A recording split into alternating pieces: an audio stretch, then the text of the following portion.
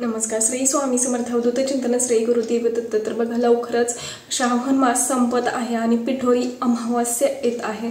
तर या दिवशी बघा, आपल्याला पिठोरी अमावास्येच्या दिवशी प्रत्येक आईने आपल्या मुलांच्या संरक्षणासाठी किंवा समृद्धीसाठी आपल्याला या दिवशी 64 योगिनीचं पूजन करायचं असतं. तर ते का करावं, कसं करावं, त्याचं महत्त्व काय, तर त्याचबद्दल सर्व काही माहिती असणार आहे. तर बघा, या अमावास्येला दर्श अमावास्या असं देखील म्हटलं गेलेलं आहे. श्रावणी अमावास्या असं देखील कोणी कोणी म्हटलं जातं या अमावास्येला.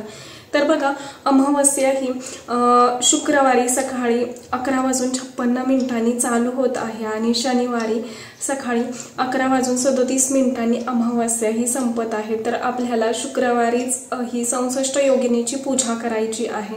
तर असं म्हटलं गेलेलं आहे की 64 योगिनीची पूजा करणे म्हणजे स्त्री शक्तीचा आणि देवीच्या विविध रूपांचा गौरव करणे असं मानलं गेलेलं आहे.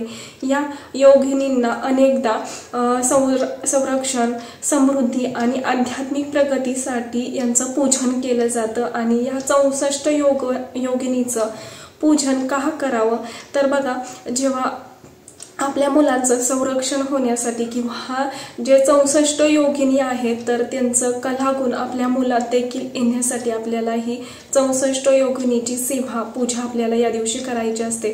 तर बघा, याच दिवशी दर्श पिठोरी अमावास्या शुक्रवारीच आलेली आहे आणि ज्यांनी अजून सुद्धा ज्योतीचं पूजन केलं नसेल तर ज्योतीचं पूजन सुद्धा आपल्याला याच दिवशी शुक्रवारी करायचं आहे.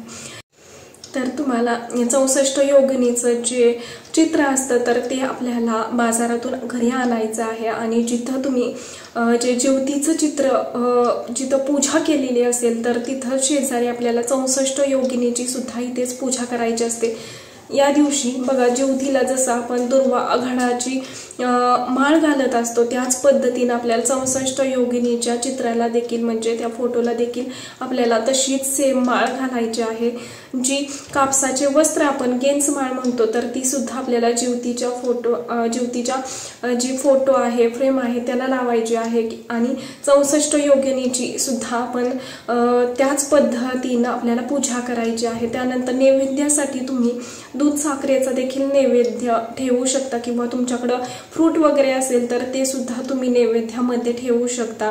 ज्योतीची आणि जे 64 योगिनीची आपल्याला या दिवशी पूजा करायची आहे. पूजा झाल्यानंतर आरती करायची. आणि तर बघा, ज्योतीची आरती करण्यासाठी आपण जे ताट घेतलेलं होतं तर त्याच ताठाने त्या म्हणजे 64 योगिनीची देखील आपल्याला म्हणजे आरती करून घ्यायची आहे. आणि नंतर आपल्याला आपल्या मुलांचं सुद्धा त्याच पद्धतीनं औक्षण करायचं. ज्यांनी अजून सुद्धा ही सेवा केलेली नसेल ज्योतीची तर ते सुद्धा तुम्ही या दिवशी करू शकता.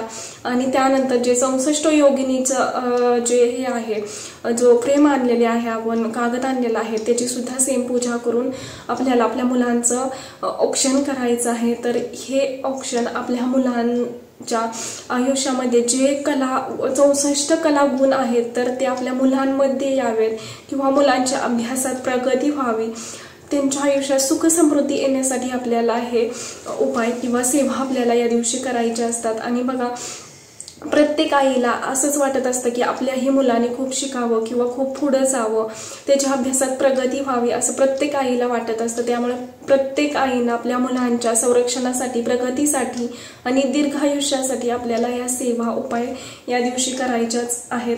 आणि बघा, एक सांगायचं आहे की जो तुम्ही ज्योतीचा कागद अजूनपर्यंत घरात ठेवलेला आहे तर तो सुद्धा आपल्याला या दिवशी म्हणजे अमावस्या चालू व्हायच्या आधी आपल्याला तो कागद काढायचा आहे पूजा झाल्यानंतर. आणि नंतर तो कागद आपल्याला निर्माल्यामध्ये सोडायचा आहे.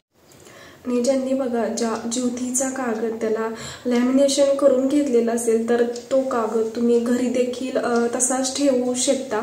किंवा जर तुम्हाला निर्माल्यामध्ये जर टाकायचा असेल तर तुम्ही निर्माल्यामध्ये देखील तो सोडून द्यायचा आहे अमावस्येच्या दिवशी म्हणजे अमावस्या चालू होण्याच्या आधी आपल्याला ही सेवा करून झाल्यानंतर हे करायचं आहे. त्यानंतर बघा, जे 64 योगिनी आहेत तर त्या प्रत्येक 64 योगिनीचं एक वेगवेगळं महत्त्व आहे, वेगवेगळं गुण आहेत.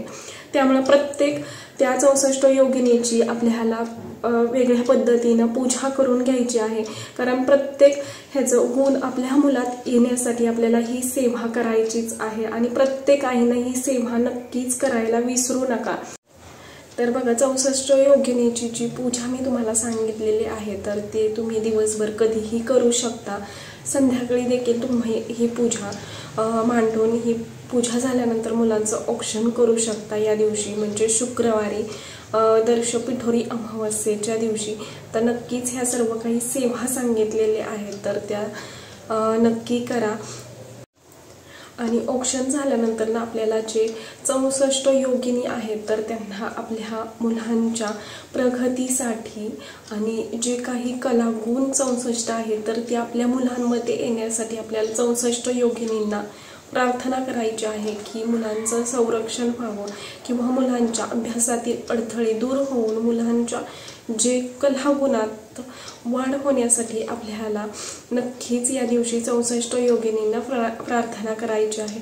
तर सर्वांनी प्रत्येक आईला आपल्या मुलांच्या संरक्षणासाठी दीर्घायुष्यासाठी आणि जे काही 64 योगिनीचे जे कलागुण आहेत तर ते आपल्या मुलांमध्ये येण्यासाठी ही प्रार्थना जरूर करायला हवी।